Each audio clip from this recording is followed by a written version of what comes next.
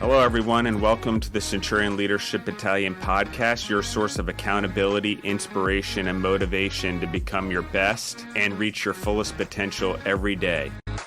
Our motto, it's simple: to use our determination to crush our everyday leadership tasks so that we dominate in our delivery of services and products to our clients and achieve victory and personal growth, profitability, and creating environments for those around us to prosper.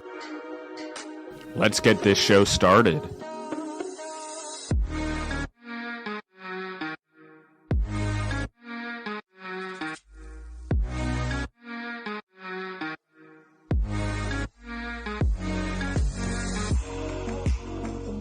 Hey guys, thanks for listening in to the Centurion Leadership Battalion podcast. We're so excited to have you joining us again for a Q&A episode. This is your host, Elena, and we have Justin with us, and we are hopping right into another Q&A today.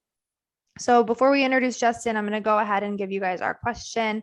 It is, why is having a mission focused on human growth important as a leader? So hi, Justin. I am really excited to hear your take on this question on human growth. Awesome. Thank you, Elena. Thank you, everyone, for listening in. You can find me on Instagram and Facebook, just so everyone knows, at Justin Bizzarro. That's Bizzarro.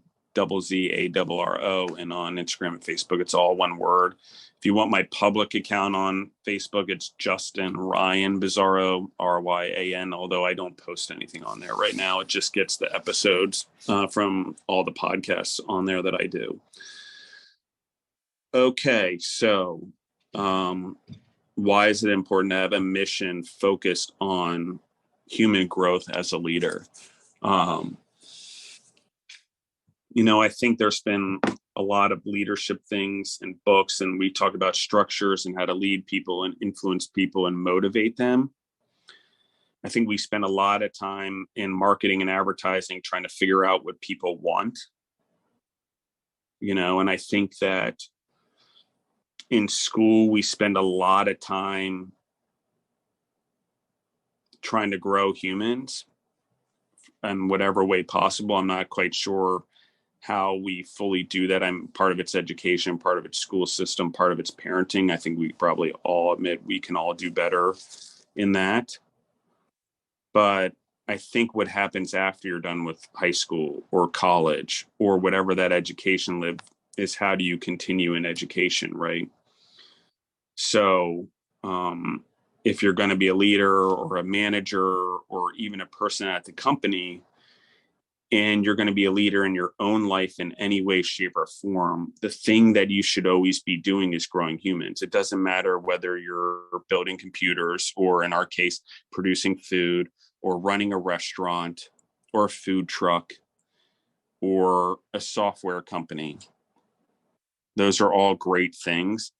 But the purpose should be human growth, and then in that a profitable business that sells whatever product line you are. But if your business is actually, like in Food Service Partners, Better with Bacon Fat, Grown Strong, and Primal Rock, it's all about food, but our focus is the human growth first, the core values, the making sure the human's able to develop in any way they want to lead, both inside this business and outside this business, in their family and in their communities. So, how do you do it? Human growth has to be bigger in your agenda as a leader than anything else. Meaning I'm always working on that skill. I'm always focused on how I make an impact on people.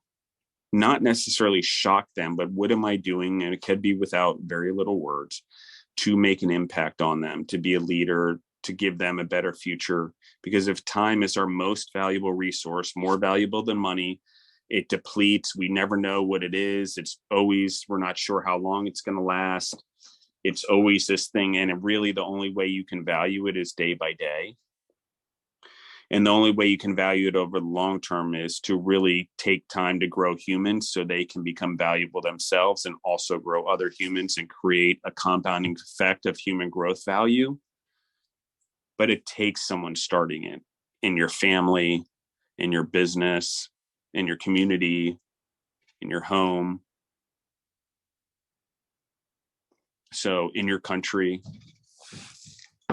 whatever it is, it's one of those things where if it isn't your focus, I really encourage every human that listens to this. I mean, every human on the planet, really, it's the one thing we have in common that we should have in common. We all, no matter what religion, no matter what race, no matter what ethnicity, we procreate and we eat food and we drink water.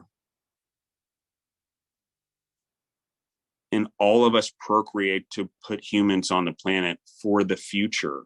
So we left something behind, maybe, or we're passing on, to the next one, or we believe that we're helping our ethnicity or whatever it is that we feel obliged to have children. But we all agree that the children need to have good water, good healthy food to grow strong bones and mind. And we all agree that we want those humans to grow for life, because we as a parent would want them to explode out of their potential and live the greatest life they could ever have. And if you don't want that for your child and you'd rather have your child live a life of comfort and no stress and all that, I just don't know how you find happiness. It just hasn't been my experience. If you don't grow humans, you can produce millions of pounds of food like we do, and it doesn't have much purpose once you've been doing it for 20 years. And I'm not saying you shouldn't jump or whatever, but we missed it. And have we always grown humans and had loyalty? Yes, but not to the extent that we're doing it now, because now it's our number one focus. And every business person out there or company that wants to do business with us sees that we've grown humans over 24 years, but really over the last 4. So human growth and having the skill set to be able to talk to humans, to be able to communicate with them, motivate them and inspire them, and also get to know them individually, to know how they tick, to be able to inspire the fears or get rid of the fears to inspire them, or whatever it is, whatever you can harness to start moving that person forward. And if you have to use a fear, great. I don't recommend fear tactics, but sometimes for me, for example, I have a huge fear of being poor, of going back to the rock bottom like I did a few years ago when I went through a divorce, or when I was a younger kid, where literally still to this day, I need 2 jugs of milk in the fridge, 2 loaves of bread in the freezer, and 2 things of peanut butter in the fridge. I know that that'll get me through a week, maybe 2. No matter what happens. I don't know why, but it's a fear thing. I am that afraid of being starving, and I'm that afraid of being poor. And I've chosen to be poor before by getting a divorce and starting all over again and going through all that, because I wanted a better life. And it wasn't about the money. It was about, what am I doing with my time? What am I leaving behind? What if I have children? What is the legacy that I'm leaving in this relationship? Most people can't have that conversation with themselves, but it requires me thinking about, if I'm going to grow humans and it's going to become part of everything I do in my life, including my own family, then you better be set up to succeed at all costs, because you're in the business of growing humans, whether you're at work, whether you're at home with your family, whether you're a coach, whether you're in your community, whether you're going out to dance with friends or going to the bar to party, all in there as a human should be us willing to grow other humans, to have them uncap their potential. Why? If you really want to know the simplest answer, we have to do it for our species to survive. And everyone's going to think I'm some whack job when I say that. We'll attach to global warming all the way. So I'm not talking about anything different. I just see it differently. I don't blame something else. I don't blame a gas. I don't blame a gun. I blame the humans.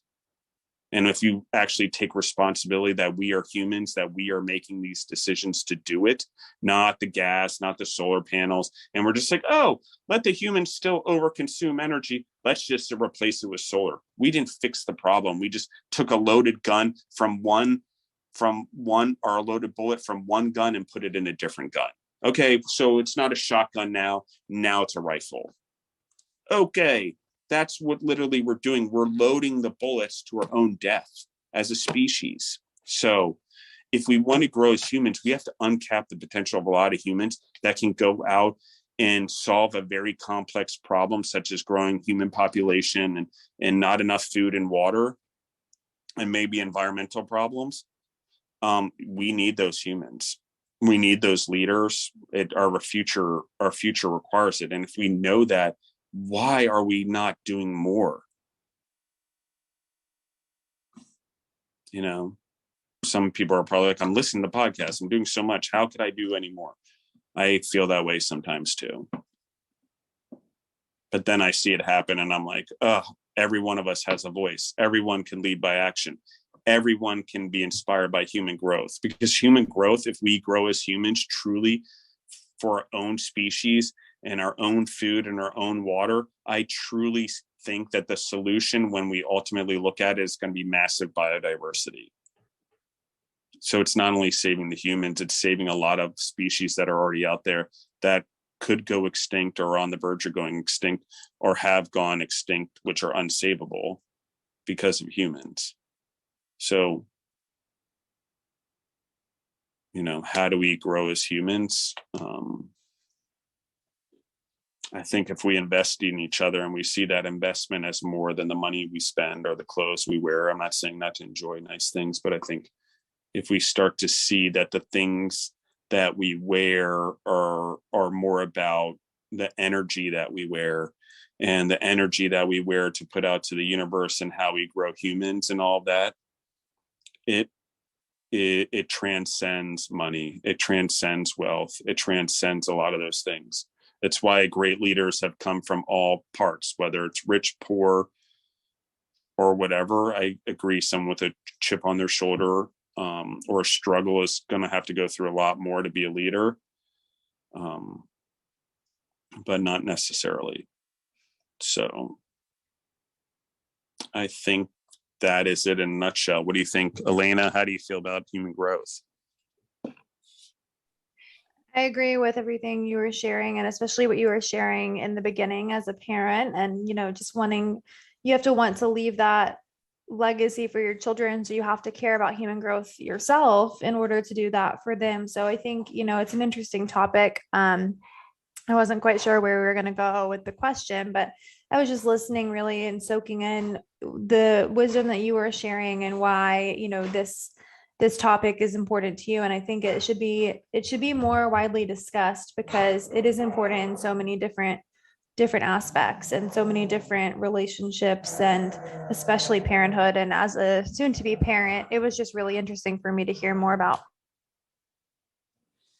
Yeah, absolutely. And Elena, you really touched on something, which is this, and it's probably the best advice I've ever gotten from a therapist when it came to parenting. And we always talk about I'm a step parent, so I didn't have young kids. But when I was trying to figure it all out, one of the things that they ever said to me was, whatever I do, I'm modeling whatever they're going to be as parents. And so what I'm really modeling is how they are going to treat their children, and so on and so forth. And when I realized that I'm actually modeling not the generation right in front of me, but the generation thereafter also, the responsibility and the impact of my words and how I think about things and address things for the future and for their confidence and for their character is way different. And it's not a hovering parent or anything. It's just my advice is different. And it's less about being their friend and knowing who they hang out with or worrying about them doing the right thing, and more about setting up the legacy with the morals and ethics that transcends the individual issues.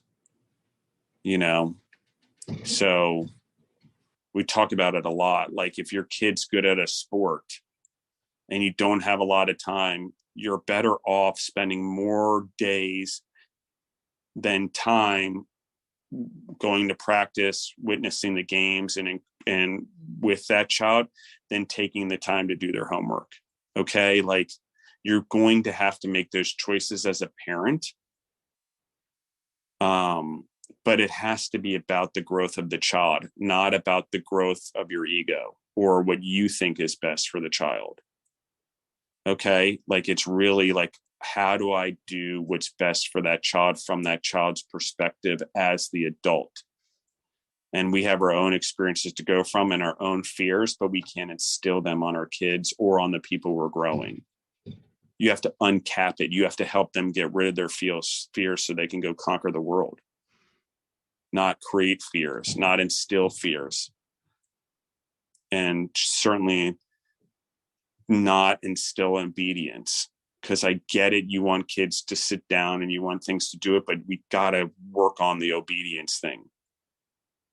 I get it. It's easier that way.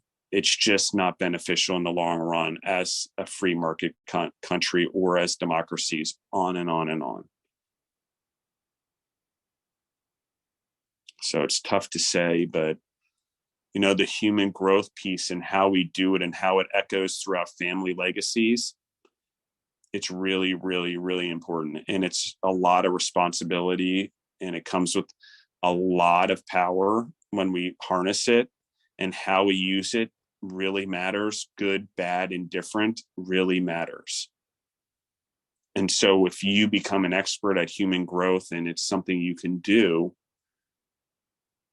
you can fight things as a group, as a country, as humans, through belief systems, through philosophy, through culture of countries or individuals or cultures that don't see human life the way that we do, or have the same core values that we believe in,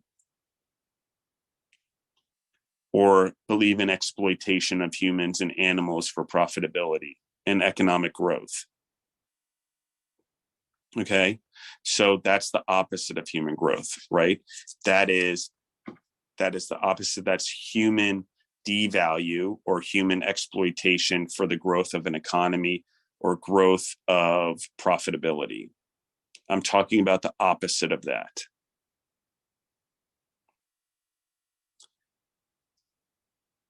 So if we're going to have warriors in the world and free markets, we talk about this a lot. It's not the soldiers only. It's every entrepreneur and business person that goes around the world and has a set of core values and ethics that they live by no matter what, in doing business around the world. And that's the fight for human growth.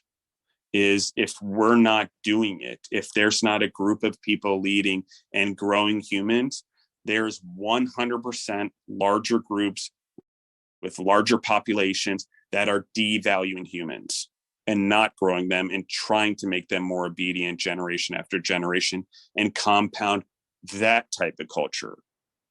But we do business with them all the time, because really the worst thing about free market economies and free thinkers is we assume that everyone can think the way we do and they freely think in their own brains.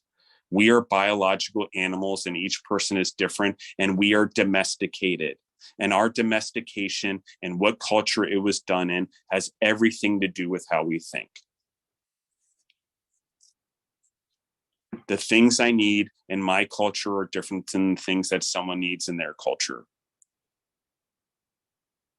We can't do it overnight, and we can't just assume that everyone is okay and we're going to live happily ever after. Because you can't possibly do that when you have the biggest populations of the world exploiting humans and exploiting our world. How are we going to do global warming and save the world when we specifically go to non-fossil fuels for clean energy, but all the ability to produce those comes from China and Russia, which are non-human right, human growth countries? Is certainly not democratic. And yet, when I was in business school 20 years ago, you know how much pushing was done to make money, the short-term money gain by doing business in Brazil, Russia, India, China, the BRIC countries. It's laughable now what we've done with our economy based on that philosophy 22 years plus years ago. Laughable. And if we're still pushing it, laughable even more.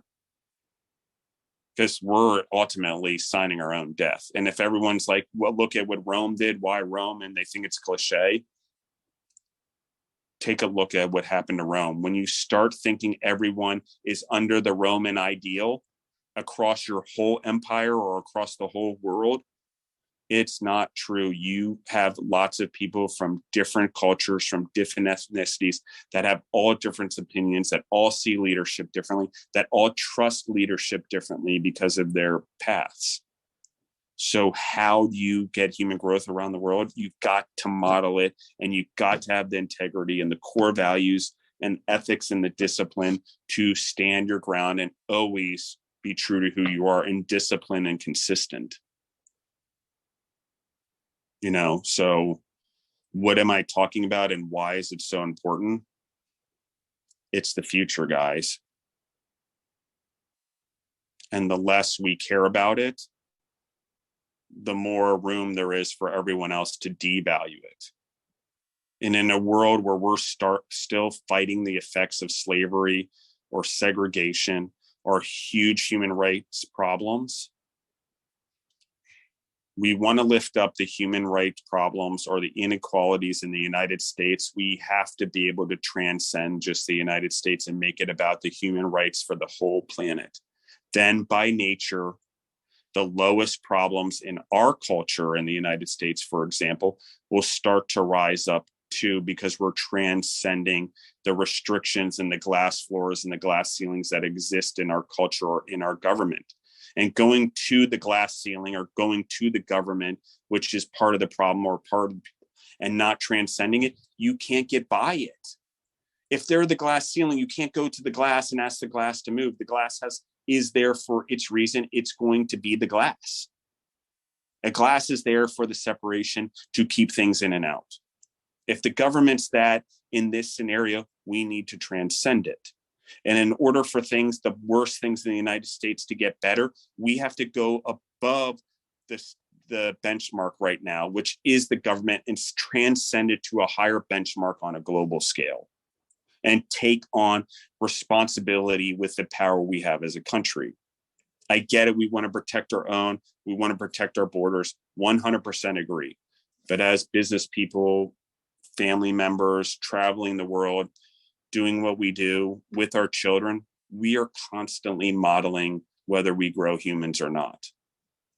And I bet every family in the world, father, mother, would argue that they grow humans. And I would agree physically that happens. Mentally, experience, exposure, education, I don't know. But I think if you're wondering in your own head whether you are or not, you're probably not. And sorry to be so direct on this one, guys, but I think this core value is, so this topic question, we just did a core value one earlier. Sorry, I got off on my head. But as we answer this question about human growth, which also, in my opinion, means being honest, which is what we just talked about, a core value we recorded earlier, is you have to be honest with humans about their potential, about the things that they're thinking. And you have to be honest that, back to mediocrity, that they need to keep moving even if they're bad at it.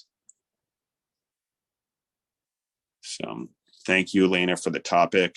Thank you, everyone who listened in. And I went on a little bit of a tangent there. I apologize, but Elena hit a topic that I thought was just massively important. And I really, if you weren't able to have children yourself and wanted children, you would adopt a child and you would still grow that child as a human of your own.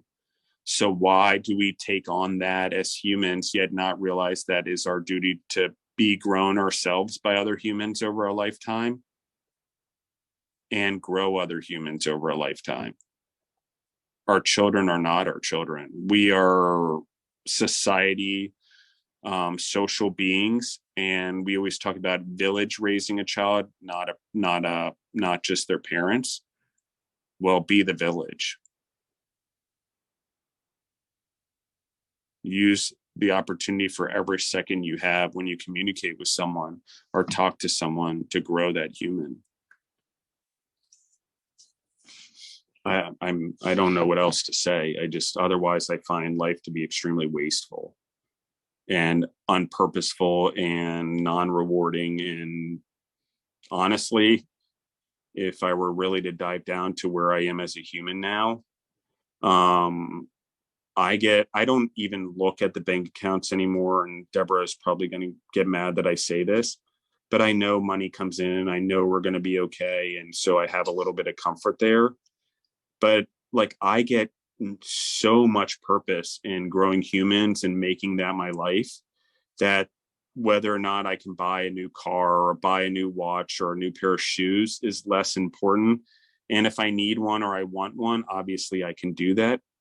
But the funny thing is I don't do those things because I don't buy shoes to make myself feel better, or, go out shopping because I need to go get my mind off of something. I never have to do that anymore. I mean, my sole purpose is growing humans no matter where it is. I am in the food business, but as a human, I am the same as every other human. I am in the human growth business, period. And we all are. We're in the business to grow ourselves, and we're in the business to grow other people. Whether we realize it or not, that is our purpose. We can go further into our responsibility over animals and the planet as part of that purpose, which I will argue also. But for this subject matter, we're just going to talk about humans and human growth. And again, you shouldn't be exploiting each other. You shouldn't be exploiting the planet or animals to grow as a human. That's not growth. That's taking value away from something or another human or the planet or our future generations to try to grow now. That's not real human growth.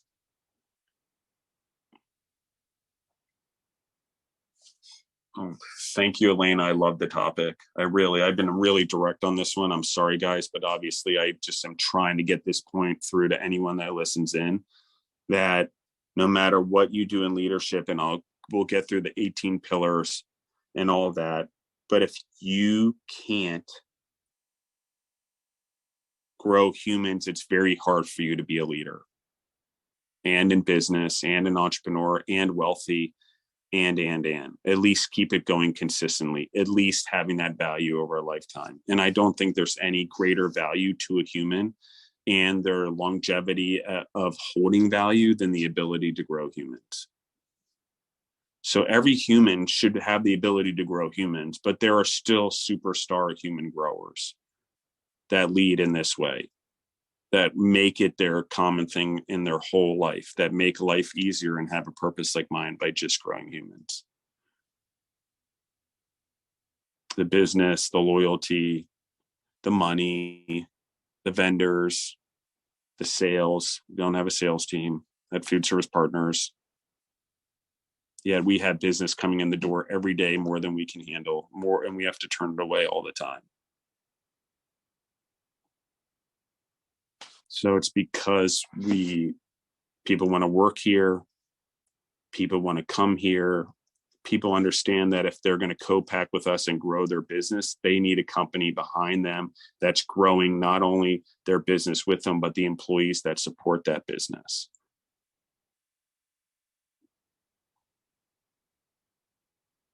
And if you don't do that, then what are you doing? What is it that you're spending your time on? Because I guarantee you, processes, profitability problems, all of that stuff starts at human growth. And it all starts at also getting those humans to work as a team in business. And that's a growth process as well. Every single time you switch the team up, every single time you create a new team, you're going to have to go through it. Every individual is going to grow. They're going to have to get used to new dynamics. And you're going to have to help orchestrate it as their leader or team leader or whatever you want to call it, supervisor, whatever. So thank you, Elena. Thank you, everyone, for listening in. Please share, pay the dues, share the podcast.